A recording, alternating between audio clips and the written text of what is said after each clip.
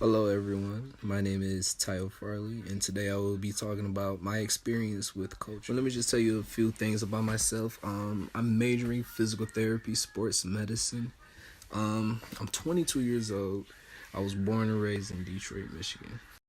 And with this project, it was very easy for me to relate because of my family's background. My family is a very cultural family. Well, sometimes they are, sometimes they aren't. But on my father's side of the family is very cultural. But on my mother's side, I grew. Well, I live with her. We grew up on the west side of Detroit. So on the west side of Detroit, you'll see a lot of things. We're just living in Detroit, in general. My mother is mixed. My mother is African, and my mother is Cherokee.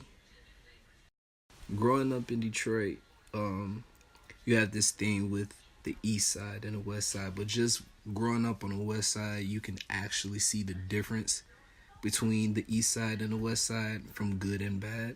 It's a lot to explain, but I'm pretty sure if you guys were to ever experience it or were to ever live or even meet other people from different sides of the city, you'll properly understand the background and understand the stories that you hear from both sides of. When I was younger, my parents put me in a school where my mother went to high school at, which is called St. Florian. And St. Florian is a Catholic school, and with it being a Catholic school and me being a Christian, you'll be able to see people from different religions, different ethnicity, different skin tones.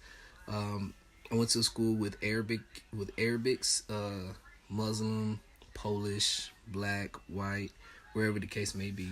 Some Asian, some Mexican, the list goes on. And just from attending that school, it was quite different from me.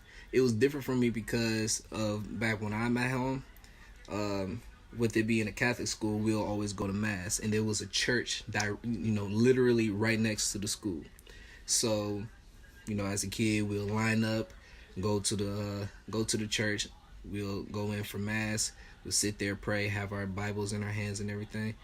And I'll always wonder, why don't we do this at my church, in my Christian church? My mother told me,